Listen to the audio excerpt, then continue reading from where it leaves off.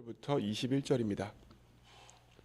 에베소서 5장 15절부터 21절, 제가 가지고 있는 신약 성경 315페이지입니다.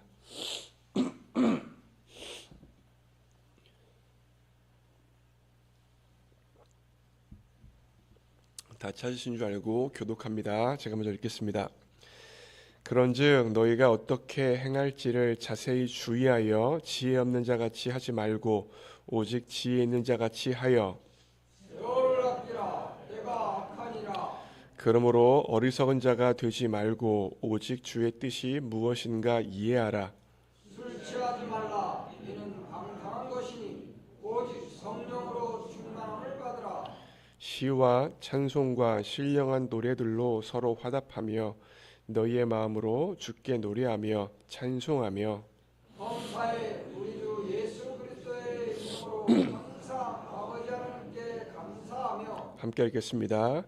그리스도를 경외함으로 피차 복종하라. 아멘. 반갑습니다. 예수님을 알고 알게 하는 목자 안송용입니다. 어제보다 몸 컨디션이 조금 낮았습니다. 기도해 주신 모든 분들께 감사의 말씀을 드리고요. 어제는 설교하다가 콧물이 뚝 떨어져가지고 깜짝 놀랐는데 오늘은 그런 일이 없을 것 같습니다. 네, 어저께 못 보셨죠? 콧물 떨어지는 거? 깜짝 놀랐어요, 제가. 어제 내용 간단히 복습할게요. 어저께 이제 에베소서 5장이 윤리요 적용이라고 말씀을 드리면서 뭐라고 말했어요? 빛이 되는 게 아니라 그리스도 안에서 하나님께서 우리를 빛으로 만드셨다, 빛으로 선언하셨다라고 말씀을 드렸죠. 세상의 윤리는 나의 행동에 초점이 있는데 기독교 윤리는 행동이 아니라 나의 존재에 초점이 있다. 그리고 그 존재로 인하여서 행동까지 바뀌는데, 간단하게 말했을 때 가장 중요한 건 그리스도 안에서라고 이야기했습니다. 그래서 우리는 그리스도 바깥에 있었으니까 어둠이었는데 그리스도 안으로 들어왔으니까 빛이죠. 그렇죠? 존재가 바뀐 것이고, 그 존재에 합당한 삶 또한 어떻게 되어져요? 실제적으로 내 힘과 노력으로 결단으로 내가 스스로 윤리를 행하는 거예요? 아니에요. 그 행동까지도 그리스도 안으로 들어와서 그리스도를 묵상하고 그리스도께 나아가다 보면 행동도 바뀐다라고 말씀을 드렸습니다. 그래서 단지 옳고 선하고 바른 일을 하는 게 격려하고 권유할 만한 일이지만, 그리스도 밖에서 내 힘과 노력과 결단으로 옳고 선하고 바른 일을 한다는 게 겉으로 보기엔 좋지만 실제적으로 보면 나를 교만하게 만들고 다른 사람을 정죄하게 만들고 또 낭망하기 때문에, 또 다른 죄를 낳기 때문에 끊임없이 우리는 그리스도 안에 들어와서 행동하고 그리스도 안에 들어와서 말하고 그리스도 안에서 살아야 된다라고 어저께 이야기했었습니다. 기억나시죠? 네, 어제 설교 되게 좋은 설교예요. 네, 감사합니다. 이어서 오늘 설교 본문을 어제 좀 묵상을 하다가 포인트를 하나 잡았는데 그건 16절입니다. 읽겠습니다. 시작. 세월을 아끼라. 때가 악하니라. 일반적으로 아끼다라고 이야기하면 시간을 소중하게 생각해서 짧은 시간에 많은 일을 처리하는 걸 시간을 아낀다라고 이해합니다. 일반적인 이해인데, 그런데 헬라어로 아끼다라는 단어가 엑사고라조라는 단어인데 그와 같은 의미가 아니라 건져 올리다는 뜻입니다. 제가 이 단어를 가지고 우리 교회 부임에서 한번 설교했던 것 같아요. 엑사고라조는 기본적으로 건져 올리다는 뜻인데, 예를 들어서 태평양에 아무리 많은 물고기가 있더라도 건져 올리지 않으면 나와 상관이 있습니까, 없습니까? 상관없죠. 그냥 태평양에서 놀고 있는 물고기죠. 자라고 있는 물고기죠. 그 물고기를 건져 올려야, 그리고 나에게 가져와야 나에게 의미 있는 물고기지, 아무리 많은 태평양에 물고기가 있더라도 건져 올리지 않으면 상관이 없다는 거예요. 우리가 인생을 80년, 90년, 요즘 100세 시대니까 100세를 살아요. 그런데 아무리 많은 시간을 우리에게 주어졌다고 하더라도 그 시간을 하나님께 건져 올리지 않으면 80년, 90년, 100년의 세월이 무익할 수 있다는 거예요. 진리로 건져 올리지 않으면 무익하고요, 생명으로 건져 올리지 않으면 무익하다는 것입니다. 그런 삶은 100년, 200년, 300년을 살아도 하나님께 건져 올려 드리지 않은 시간이기 때문에 하나님과 상관없는 시간이라는 것입니다. 요한계시록 3장 1절에 보면 사대 교회에 대한 말씀이 나오는데 뭐라고 나오냐면 내가, 여기서 예수님이에요. 내가는 내 행위를 아노니, 사대 교회의 행위를 아노니 내가 사대 교회가 살았다 하는 이름을 가졌으나 죽은 자로다라고 이야기합니다. 살아있는데 하나님과 상관이 없다는 거예요. 살아있는데, 육체는 살아있는데 하나님께 건져 올려 드리지 않았다는 것입니다. 우리는 이런 관점을 사복음서에서도 분명하게 확인할 수 있어요. 사복음서를 꼼꼼하게 보면 엑사고라조의 관점, 건져 올린다는 관점을 볼 수 있는데, 일반적으로 예수님이 33년 살았다고 이야기하죠. 그렇죠? 33년 살았다고 이야기하는데 예수님의 생애를 사복음서가 33년을 균등하게 기록했을까요? 아니에요. 예수님의 마지막 3년, 공생의 3년만을 집중해서 기록하고 있어요. 앞부분은 거의 생략하고 있어요. 이게 바로 엑사고라조의 관점이에요. 뿐만 아니라 예수님이 공생애를 3년 6개월 정도 했다고 그러는데 3년 6개월을 동일하게 다 기록하고 있어요?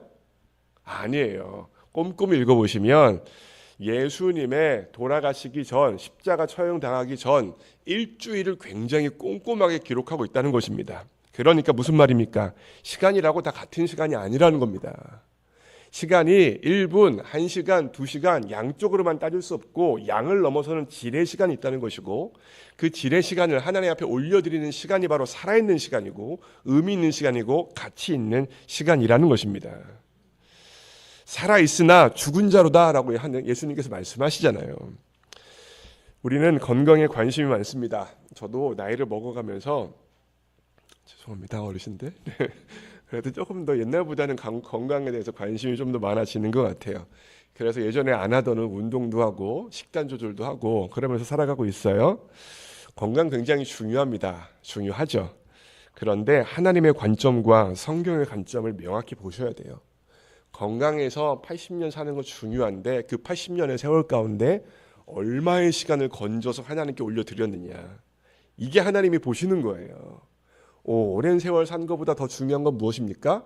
얼마만큼 그 양의 세월 가운데 질적으로 하나님께 올려드렸느냐가 중요하다는 것입니다. 이런 관점을 NIV 성경이 분명하게 또 이야기해요. 한국말로는 세월을 아끼라라고 번역을 했는데 영어는 어떻게 번역했냐면 Making the most of every opportunities라고 번역을 했어요. 무슨 뜻이냐면 세월을 아낀다는 것은 하나님이 주신 모든 시간을 최선의 기회로 만든다는 뜻이에요. 시간이 있는데 그 시간과 기회는 다른 거예요. 그래서 NIV가 이걸 뉘앙스를 살려서 번역한 겁니다. 그 주어진 시간을 기회로 만들라는 것입니다. 어떤 기회요? 하나님께 올려드릴 수 있는 기회, 하나님이 쓰실 수 있는 기회, 하나님이 받으실 수 있는 시간의 기회로 사용하라는 거예요. 왜 그러냐? 세상이 악하기 때문입니다. 악한 세상을 살고 있기에 이 악한 세상에서 건져 올려서 하나님께 드려지는 기회로 삼아라 라고 NIV는 번역하고 있는 것입니다. 더 쉽게 말하면 동일한 1시간이 주어졌어요. 1시간 주어졌어요. 어떤 사람은 그 1시간을 하나님께 건져 올려 드려서 1시간을 쓸 거예요. 그런데 어떤 사람은요, 동일한 1시간이지만 유튜브를 보며 그냥 흘려보낼 수도 있는 겁니다. 그렇잖아요. 똑같은 1시간인데 어떻게 쓰는지에 따라 다른 거예요. 이걸 로마서 6장의 관점으로 말씀을 드리면 불의의 병기로 살 것이냐 아니면 의의 병기로 쓰임받을 것이냐예요. 똑같은 시간이지만 불의의 병기로 얼마든지 사용받을 수 있죠. 악한 세상 가운데. 똑같은 시간인데 하나님께 올려드려서 의의 병기로 사용받을 수 있는 겁니다. 이 모든 내용을 연관지어서 오늘 설교를 마무리해요. 오늘 본문에서 바울은 세월을 아끼라라고 이야기하는데 세월을 아끼라라고 16절에 이야기했는데 동일한 의미를 계속해서 강조하고 있어요. 15절 보세요. 그런즉 너희가 어떻게 행할지를 자세히 주의하여 지혜 없는 자같이 하지 말고 오직 지혜 있는 자같이 하여래요. 다시 말하면 악한 세상 가운데 세월을 아껴서 건져 올려 주님께 드리는 시간이 어떻게 사는 거예요? 지혜 있는 자로서 삶을 살아가는 거예요. 17절 보세요. 그러므로 어리석은 자가 되지 말고 그렇죠? 오직 주의 뜻이 무엇인가를 이해하라. 주의 뜻을 무엇인가 이해해서 살아가는 삶이 악한 세상 가운데 건져 올려 세월을 아끼는 삶을 살아가는 겁니다. 그러니까 세월을 아끼다라는 개념을 15, 17절에서 다른 단어로 설명을 하고 있고 18절은 같이 읽습니다. 시작. 술 취하지 말라. 이는 방탕한 것이니 오직 성령으로 충만함을 받으라. 18절은 세월을 아끼는 삶을 살아갈 수 있는 구체적 방법을 제시하는데 그게 뭐예요? 성령 충만입니다. 여기서 성령 충만함을 받는데 헬라어로 시제가 현재 수동 명령입니다. 시제가 뭐라고요? 현재 수동 명령이에요. 자 보세요. 현재형으로 성령 충만을 받으라라는 것의 의미가 뭐겠습니까? 성령 충만은 일회적으로 끝나는 게 아니라 계속해서 채워져야 한다는 거예요. 현재적으로 계속해서 성령 충만을 받아야 한다는 게 현재형에 담겨져 있는 의미고 수동태라고 이야기했죠. 성령 충만은 우리가 인위적으로 만들어낼 수 있는 게 아니에요. 내가 어떤 사태를 고용해서 내가 스스로 성령 충만을 스스로 만들어낼 수 없다는 겁니다. 오직 성령 충만은 위에서 부어져야 된다는 거예요. 하나님께서 부어주셔야 받을 수 있는 거랍니다. 그게 바로 수동태의 의미고 마지막 하나 명령형입니다. 그러니까 수동태라는 것의 의미는 뭐예요? 위에서 수동적으로 부어져야 되는 건데 여기서 사도 바울은 명령형으로 쓰고 있다고요. 그게 무슨 말이겠어요? 수동형으로 부어져야 하는 것 가운데서 우리가 구체적으로 해야 될 게 있다는 겁니다. 제 말이 맞아요? 그러니까 명령형으로 쓰죠. 우리가 할 게 없는데 어떻게 명령형으로 쓰겠어요? 결과적으로 명령형으로 우리가 해야 될 게 있다는 거예요. 무엇입니까? 내가 성령 충만을 만들어낼 수는 없지만 은혜의 수단을 통하여서 은혜의 수단을 접함을 통하여서 다시 말하면 말씀과 기도와 예배와 성도의 교제를 가운데 나 자신을 노출하는 것을 통하여서 때가 되어지면 성령께서 부어주시는 은혜를 우리 가운데 부어주신다는 거예요. 그러기에 성령 충만을 받게 되어져서 세월을 아끼는 삶이 여러분과 저에게 가능하다는 것입니다. 그래서 이 모든 것들을 통해서 19절 말씀 보세요. 이렇게 세월을 아끼는 삶, 성령 충만한 삶을 살게 되어지면 그 결과는 무엇이냐면 19절에 시와 찬송과 신령한 노래들로 서로 화답하며 너의 마음으로 주께 노래하며 찬송하며예요. 결과적으로 세월을 악한 세상 가운데 건져 올려서 의의 병기로 살아있는 삶으로 살게 되어지는 삶, 성령 충만한 삶을 살게 되어지면 뭐가 남아요? 마지막에 찬송이 남아요. 그게 바로 19절의 내용이고 20절에서는 범사의 우리 주 예수 그리스도의 이름으로 항상 하나님 아버지께 감사하며 그렇게 성령 충만하면 찬송이 나오고 또 뭐가 나와요? 감사가 나오는 거예요. 그리고 21절에 그리스도를 경외함으로 피차 복종하라. 복종까지도 가능한 삶이 되어질 수 있다는 겁니다. 그럼 반대를 생각해 보세요. 찬양, 감사, 피차, 복종 반대는 뭐예요? 원망, 불평, 갈등, 분쟁, 행복하겠습니까? 악한 세상에서 악한 세대 가운데 그대로 살아서 살아있으나 죽은 삶을 살게 되어진다는 것입니다. 살아가는 새벽가족 여러분, 오늘 하루 하나님 앞에서 어떤 삶을 사시겠습니까? 세월을 아끼기 바랍니다. 주어진 세월을 기회로 삼길 바랍니다. 성령 충만 받기를 원합니다. 그리하여 참으로 살아있는 삶이 되어지기를 원합니다. 그래서 오늘 제가 예배를 시작하면서 찬송가 183장을 불렀던 거예요. 빈들의 마른 풀같이 시들은 나의 영혼 주님이 허락한 성령 어떻게 해요? 간절히 기다리네. 왜 기다리겠어요? 수동이니까요. 왜 기다리겠어요? 현재적으로 부어져야 되니까요. 그러면 그게 끝이에요? 아니에요.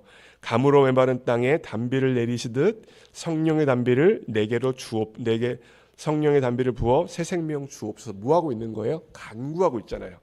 명령형이라니까요. 명령형으로 말씀해 주셨기 때문에 하기 위해서 우리가 해야 되는 게 있는데 뭐예요? 그게 기도라는 거예요. 간구하는 모습으로 찬송가가 쓰여져 있잖아요. 오늘 이 삶이 세월을 아끼는 삶이 여러분과 저에게 이루어지기를 원합니다.